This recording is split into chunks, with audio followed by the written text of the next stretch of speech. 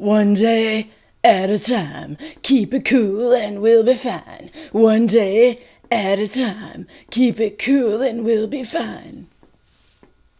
Feeling Giovanni. Feeling Giovanni. And it feels so good.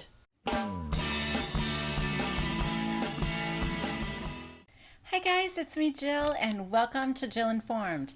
This is the recap of The Real Housewives of New York City. Season 11, Episode 16, More Than a Feelin'. Okay, I am back home in my own basement, all comfy cozy down here on the couch. If you guys remember last week, I was filming from the library, which I'm very, very lucky to have a library that had a really great space for me to do my recording. But I'm still much more comfortable at home and happy to be here. If you recall, we were having work done on the bathroom in our basement, and so that's all done now. If you're interested in before and after pictures, I posted them at the end of my recap of The Real Housewives of Beverly Hills, Season 9, Episode 19. So they're at the very end of that video. Okay, let's get started. As you know, we are picking up right where we left off in the middle of Bethany's panic attack / smackdown of Luann, because she is spilling secrets. She's going down and she's taking Lou with her. No, I really believe that some sort of dam has broke with Bethany, and it isn't totally about Luann. I think it's that she lives her life at like 100% 24 hours a day, and it's finally getting to her. Everybody needs downtime. Replenish, conserve some energy so that you can be energetic at other times. I don't know how she does it. She's a single mom. She has her charity stuff. She has her businesses. I mean, I know at the very beginning of the season, she had talked about selling a portion of it off so that she could kind of slow things down a little bit. And so I think she is maybe working toward that, but she had a hell of a year. And I think everything came to a head. So do I believe this is really some sort of a panic attack? Yeah, I do. Do I think this is all just for show for the TV show? I don't think so. It felt pretty real to me, and I don't think any of these women are that good of actors. I could be wrong. I don't know. I'm just telling you, this feels real. This feels like she's going through something. It's manifesting itself as an attack on Luann right now. One of you guys in the comments said that you don't help with an intervention with somebody and then spill all their secrets on national TV. I agree with that part of it. I don't think she needed to do that. I think she could have stayed the high road, let Luann be as ridiculous and narcissistic as Luann is. Her going through the laundry list of things that she protected Luann from, almost killing her friends in a boat and running outside in an ugly, all the things that she said, I kept the press away to protect you, that she now revealed, let's face it, that didn't make Luann look bad. That made Bethany look bad. Which is another reason why I think this panic attack was real. Because these venomous words were just vomiting out of her. And I think if she would have been calculating, how does this look for me on TV? I don't think she would have said it. Anyway, Bethany needs to get out, walk out. She goes out in front, not to get air because they are outside, but just to get away from the table, I guess, and maybe get out of the restaurant. And Dorinda and Barbara go after her. Luann tried to, get up and she's like, get away from me. I don't want you to touch me. So Luann sat back down. Ramona is kind of wiping away tears. Luann looks upset. Ramona looks upset. Tinsley looks upset. Sonia's eating. Just eating right through it. I mean, listen, I'm glad somebody is not letting those lobster Pop-Tarts go to waste. Ramona is so funny. She's like, I think everything's just coming out right now. I feel bad because Bethany feels bad. I was actually crying, okay? I was crying because Bethany was crying. Oh, come on, Ramona. Since when do you like Bethany? But they did have their little soulmate session in upstate New York, so. Then, in Ramona's confessional, she said what one of you guys had said, which was that it was dawning on Bethany that she put her time and focus and energy on getting Luann into rehab. And if she had done that for Dennis, he might be here today. Honestly, it was a little bit chilling to think about. It was right about the same time. He needed the same kind of help that Luann needed. Maybe it didn't appear as overt as Luann's. And then she went through this effort to get Luann help when all of that effort could have been given to Dennis. So back at the table, the ladies are kind of getting on Luann. You checked out. You kind of left us, Sonia said. And she goes, I went for a swim. Tinsley goes, we were all together.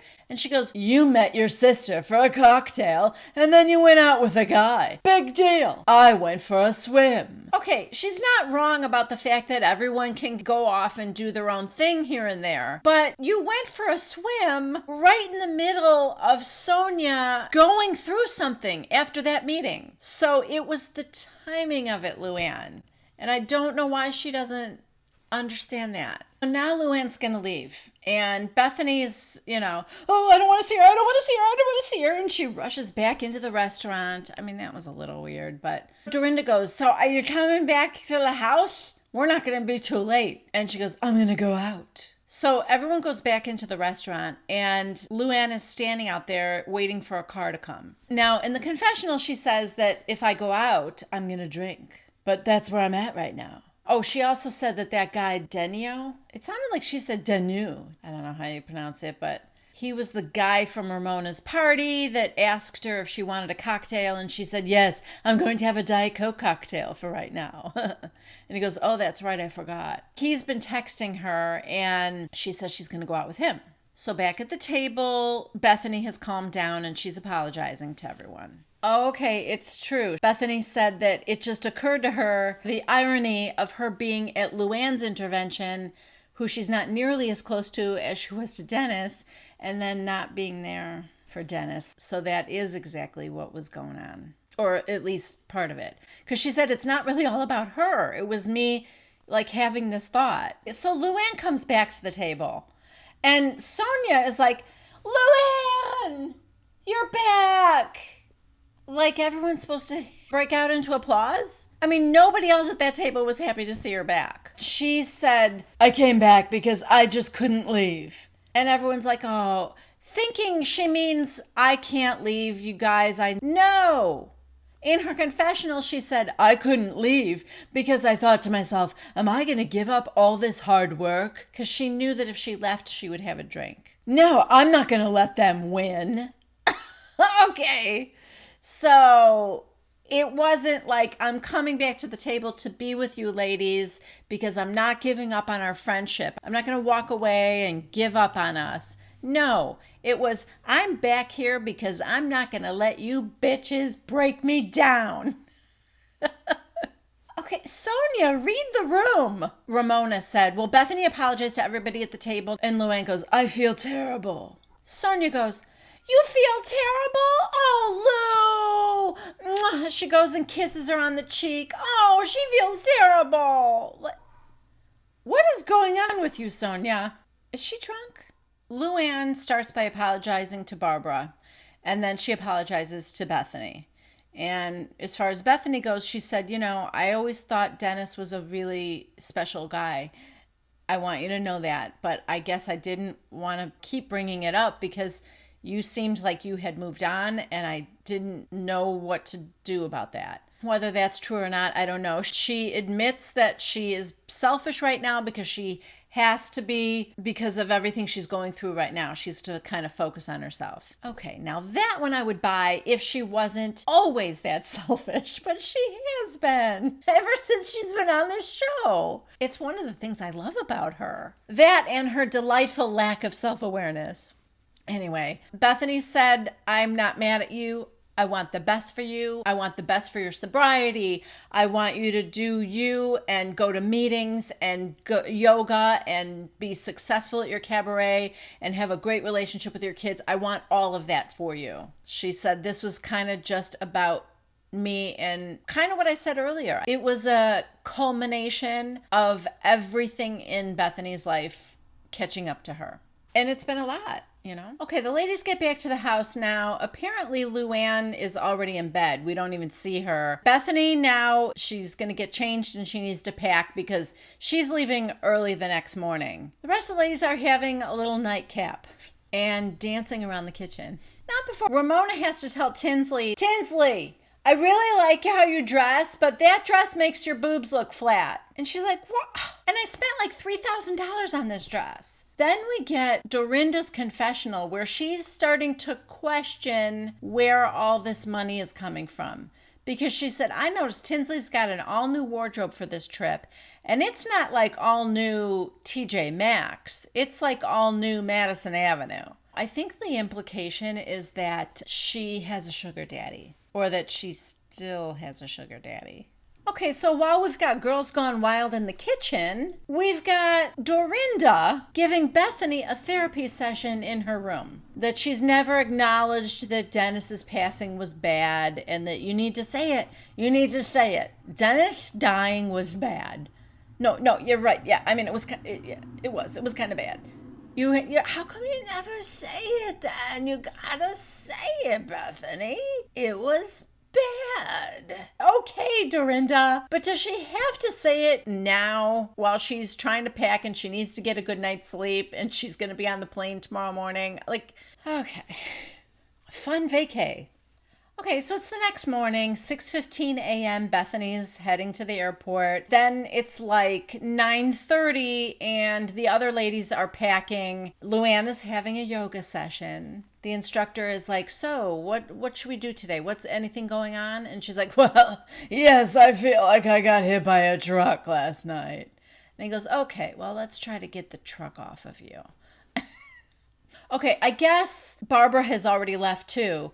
And she left her rings or something, or her rings are missing. In any case, I'm gathering this because Sonia is on the phone and gets her voicemail and she's like, hey, Barbara, it's Sonia. I'm in your room. And she's like, I don't see your rings anywhere, but oh my God, there's spray tan stuff all over everything. And it's on the bed, like I said before, but it is on like a bench seat. It is everywhere. Sonia's like, I guess that's a problem with all white room.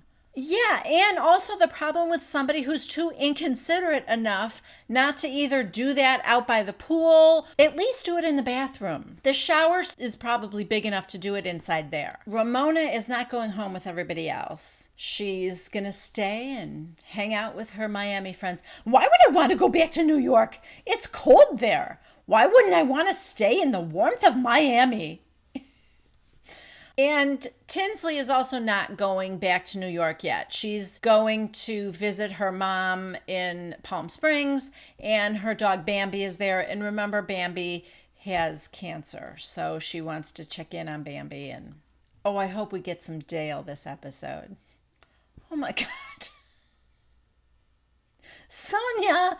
Okay. So I guess Luann, Sonia, and Dorinda are getting in a car to head to the airport. Sonia's like, is there a driver here that can help us with our stuff? And there's this woman who is helping them in with their things. And she said, oh, that's the driver? A woman? Yes, women can drive, Sonia. Okay, we are back in New York City. We're checking in with everybody, little quick snippets. Dorinda is showing Bethany her new apartment. We are in New Jersey at the factory where they are making Ramona's ageless skincare. And she's there with Sonia, and Sonia's like, we're like Laverne and Shirley, only this is your stuff. Just like Laverne and Shirley. Except you guys aren't actually working the line. And Luann is in the studio working on her newest single, Feeling Giovanni. Think you got another hit on your hands there, Lou. Oh, who am I kidding? I'm sure it's going to be a hit. Okay, this conversation between Bethany and Dorinda at Dorinda's apartment turns to Luann and how I guess Luann has been texting Bethany nonstop. And even Barbara is saying that Luann is like obsessed with Bethany and worried about her and everything. And Dorinda's like, really? Because I think what you did in Miami honestly was worse than what I did in Cartagena. So we get a flashback of Luann saying, you're a lady who broke a glass at the table. And Dorinda goes, yeah, but I didn't get a mugshot for it. And it was a little bit of a whoa moment, but I don't think it was worse than Bethany screaming at her in a public restaurant, you're a narcissist. I protected you. You ran outside in your lingerie. I protected you from the press. Like she screamed her dirty laundry in a public restaurant. I mean, I do think that was worse. Dorinda didn't even scream it. Dorinda just said, I didn't get a mugshot. And Bethany's trying to say, yeah, but yours was like rogue. It just like kind of came out of nowhere and it was an attack. What? Yours was rogue too, Bethany. Yours kind of came out of nowhere. Dorinda's like, yeah, but she didn't speak to me for 8 months after that. And here, 2 days later, she's calling you. She's texting you. It is perhaps the fact that Luann also feels like she has something to apologize for in the case of Bethany. And she did not feel like she had anything to apologize for with Dorinda. That may be part of it too, but mostly it's that, you know, everyone wants to be Bethany's friend. Okay, well, the next scene, we learned something new and very interesting about Dorinda. In the 80s, I was a very popular aerobics instructor. And my biggest competitor was John Griswold. I don't know why that's funny. It's just, I don't know. I think I'm thinking of like National Lampoon Christmas movies with the Griswolds, but so John Griswold is coming over and they are going to put on this 80s aerobics charity event. And if it goes well, you know, she thinks that she would like to do it every quarter maybe, and raise money for different charities. I just think it's funny that Dorinda used to be an aerobics instructor. Anyway, he comes over to plan it and then I guess to work out a routine. And I'm just going to have to show you guys because you would not believe it if I just told you how close they were standing to one another. Face to face doing the movements. I know there's more room in her apartment than that their bodies didn't have to be 3 inches apart. Oh, okay. I just noticed they're sharing earbuds. So that's why they're so close.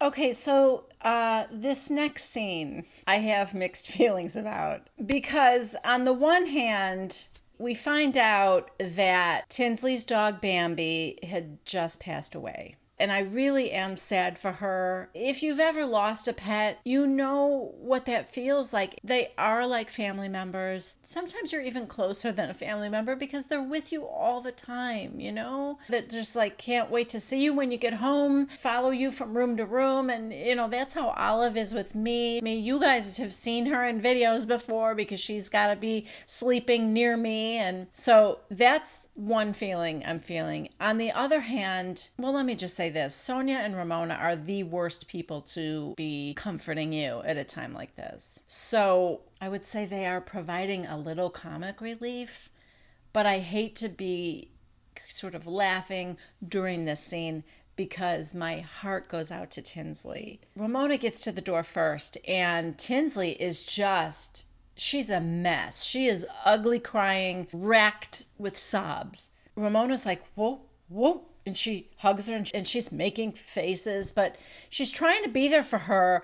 But as Tinsley is telling the story, which is sad, she was with Bambi when it happened. And she said, I gave her 3 kisses and then I pat her a little bit, but not too hard because I didn't want to wake her up. And then I came back in a half hour to check on her and I kind of nudged her a little and she didn't move. She was like a child to her. Anyway, as she's going through that, then we see Ramona in her confessional and she's like, okay, this is major. For her not to have any lashes on or makeup, not even lip gloss.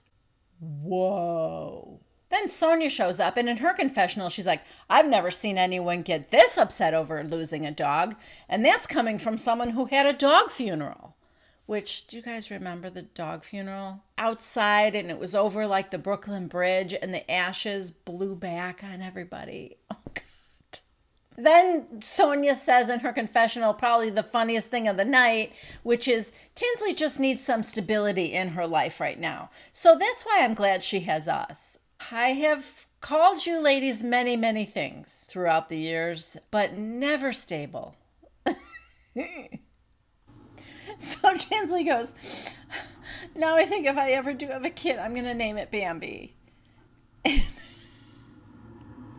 Sonia's like, oh, well, no rush. Think it through. There's no rush.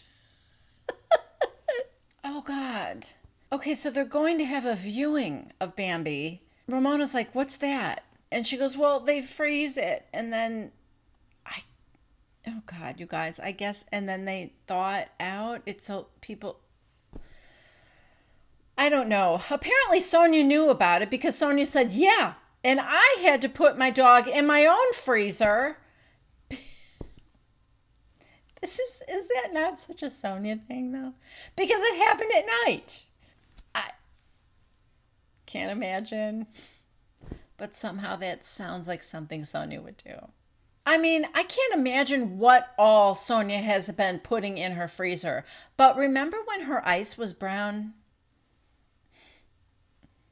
It's all starting to make sense. Tinsley's like, it's actually a very nice process. They thaw them out. Ramona, they thaw them out? Sonia, just don't put it in the freezer crooked. The two worst people to have around you when you are grieving. Okay, so Tinsley tells them that Scott was very sweet about it when he heard, and that he actually sent her a gift. And it was these Gucci sneakers because the name of it was Bambi Glitter Sneaker or something like that. They were called Bambi. And Sonia's like, what is this? Just a gift as a friend? Or, I mean, what is this? Tinsley goes, yeah, I told him. I mean, he loved Bambi too. So naturally, I called and told him when it happened. He's been very sweet about it.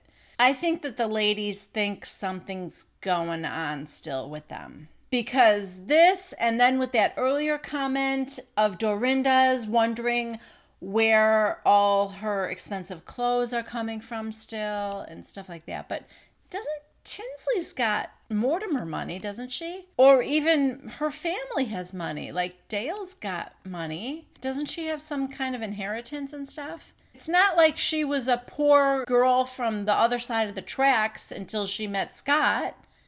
I mean, maybe it's circus money. Who knows? So anyway, Tinsley tells them that she doesn't think she's going to be going to Dorinda's aerobics party the next night. And Ramona's like, that's fine, you're not ready. We'll tell her. Now we are at Ramona's apartment and Luann comes over. The two of them start talking about dating and how it's harder now because they're pickier. And Ramona said, yeah, I know. And she goes, I was sitting across from this guy and he's perfectly nice. And I just thought, I don't know. I'm just not into it. And Luann said, well, it's a skin thing. Like you just have to feel that connection. And Ramona said, yeah, like I did with Mario. How did you feel about seeing him in Miami? And she said, it was nice. We just had dinner together Monday with Avery, and he was melancholy and feeling remorseful. He's sorry he broke up the family. And she goes, would you ever get back with him? And she goes, no. I wish I could, but too much has happened. But her confessional is the most emotional I have ever seen Ramona. Yeah, she's like, I don't think we'll ever get back together again, but it's nice being on good terms with him. I do kind of feel sorry for her about that, Anyway, then they start talking about Bethany, and Ramona asks if Luann has seen her. And she said, no, but we've been texting. In the confessional, Luann said, I don't think these ladies respect my sobriety whatsoever. No kidding. None of you respect each other. That's exactly why you shouldn't be on. Listen, I want her on. I love Luann. Luann might be the best character of any franchise. But for her own success at sobriety, she has no business being on this show. Bravo's not going to make the whole season dry because of her. So naturally, all the other ladies are going to drink. That's when they get crazy and funny. That makes the best TV usually. It's clearly not a good environment for her. Overcoming an addiction is difficult enough. Why make it harder on yourself? Again, you guys, there's a scene we see right now of Luann blowing into this thing. She goes, it's called a scram, I guess. And I have to blow into it 3 times a day. And Dorinda's like, and what happens if you don't pass that test? They come and get me. And do they arrest you or just take you to court? I'm arrested. Luann blowing into this thing 3 times a day never makes it onto the show. And yet on Beverly Hills, we will beat a dead horse. I don't get it. Oh, this is deliciously awkward. Ramona said, don't take this the wrong way, but you can be kind of self-absorbed. Luann said, I know I can be, and I own it. So anyway, my Christmas show. It was such a delightful segue. Yes, I'm self-absorbed. I know it. So let's talk about my cabaret show. So good. So she said, I talked to the manager and I told him all you ladies are coming. So it's sold out, but we've got seats for you guys. Oh, but just wait, you guys. It doesn't stop there. Ramona goes, oh, don't be mad at me, but I planned a surprise party for Dorinda and Sonia that night. Don't take this the wrong way. We support you and we love you, but we don't want to see you work. Yes. Oh, God. You cannot tell me a scripted show would be better than this. Oh, God. Okay, Luann goes, what, you don't want to watch me work? What do you mean? Well, I don't want to sit there and watch you perform. So, you know me. I'm very social. I like to walk around and talk to people. So you can come after your show. Your show's at 9. Well, my show's not over at 9. It's not over till 10 or later. And Oh, okay. Well, I think it's going to be so nice that I can't wait to see the expression on Sonia and Dorinda's face. Well, yes, but I can't be there. Ramona, yeah, I know. I love it because nothing is better for a narcissist than another narcissist. They're just getting a taste of each other's own medicine. In Ramona's confessional, she's like, we all had a group text and none of us wanted to go to Luann's cabaret show. We just all wanted to get together and do something where we could all have fun.